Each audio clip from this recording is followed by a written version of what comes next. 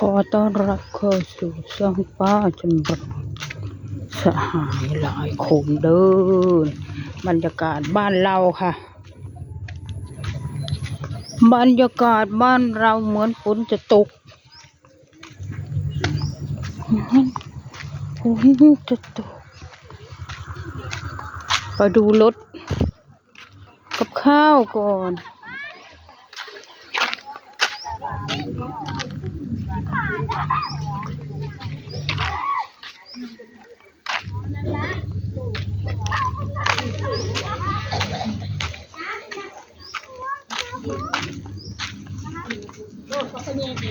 ไอ้จอย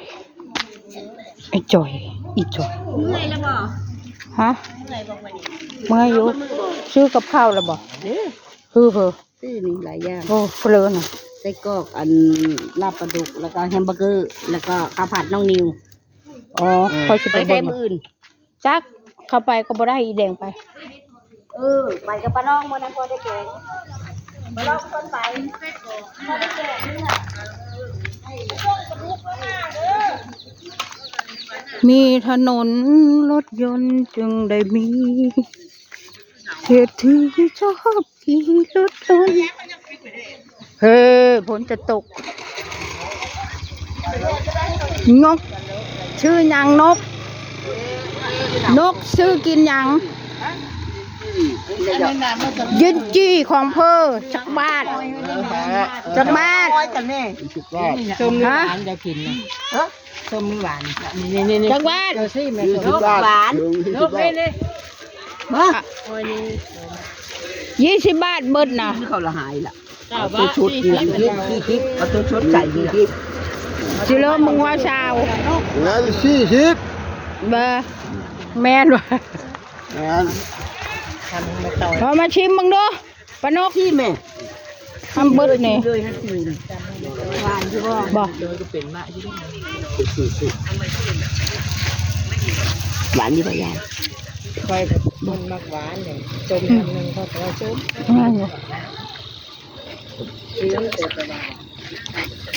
โอ้ไม่ความเจอแล้วไม่การคนมักหวานนะ คนมักเลี้ยงเราตัวชุด อะไรมั่งมีมั่งมานะอะไรมั่งใช่พะโล้กาบุญแล้วของมักนะ นั่นอย่าง ลาบปลาดุกอะ ลาปลานู่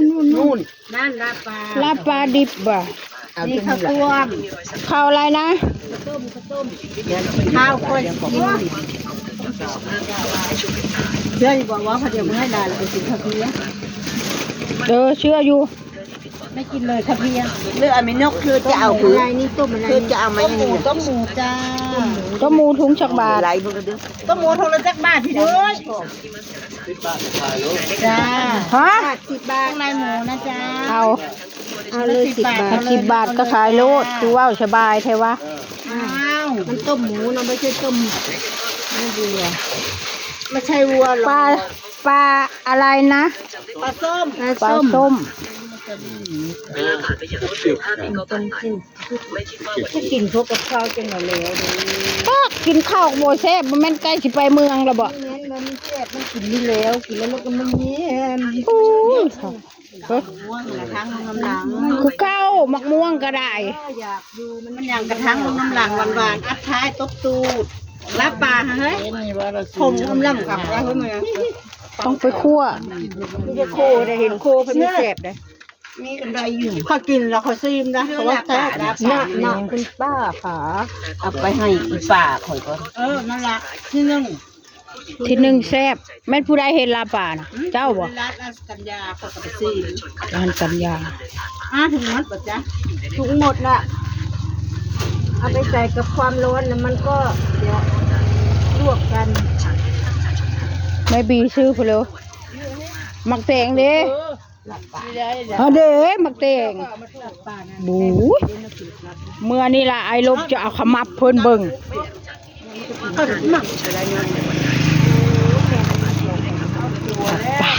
เอาไปให้ป้าก่อนอร่อยนะเจ๊เจ๊มันไปหาเห็ด ค่อยพัดบ่กินดิบเนาะป่า นี่กินดิบแล้วหุย กินบ่กินบ่ ไม่กินดิบค่ะหนึ่ง หัวกระแซบเฮ้ยเห็ดแซบละฮะ แค่เอานี่แหละก็ต้มถุงสักบาท 10ค่ะเป็นหน้าเป็นตัวอย่างจำแพงได้บนวิสัย เบิ้งเพนเลยเลยคือให้อีแท้ฮะโอ้ยแม่ค้านี่ก็ได้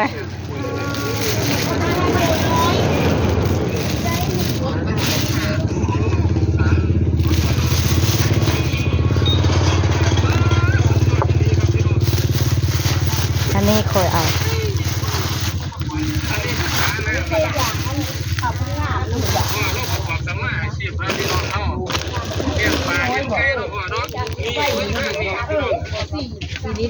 ช่างก็ติดสายนี่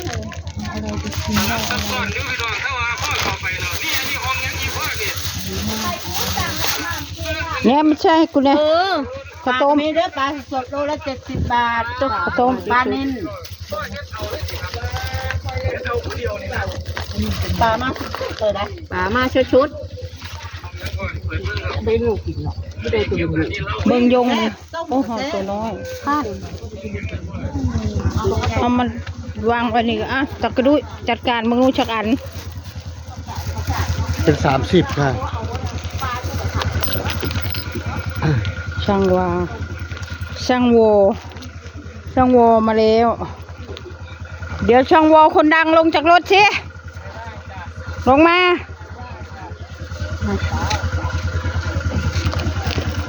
ยาย นี่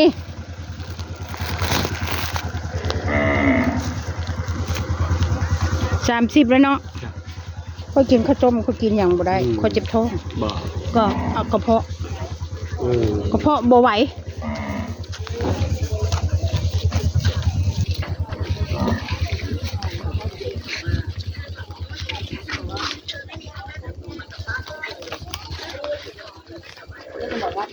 นี่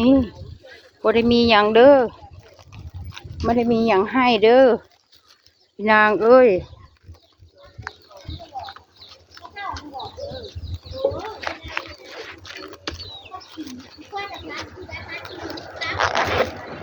รถมา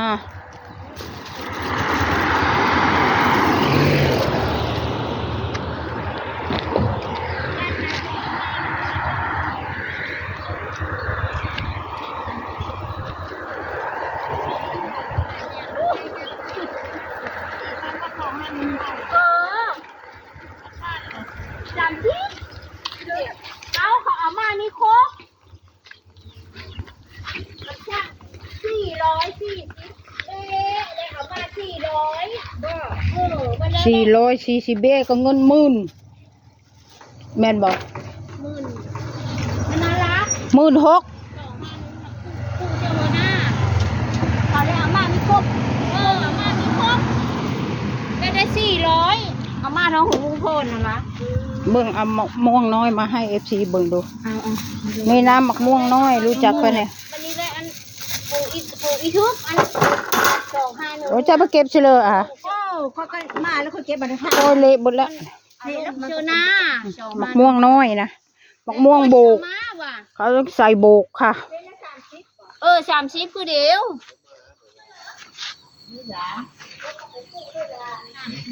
ฝนตกก็ไปปลูกเลย สั่งตะปีกายนี่ละ โอเค สต็อปแลนด์ค่ะ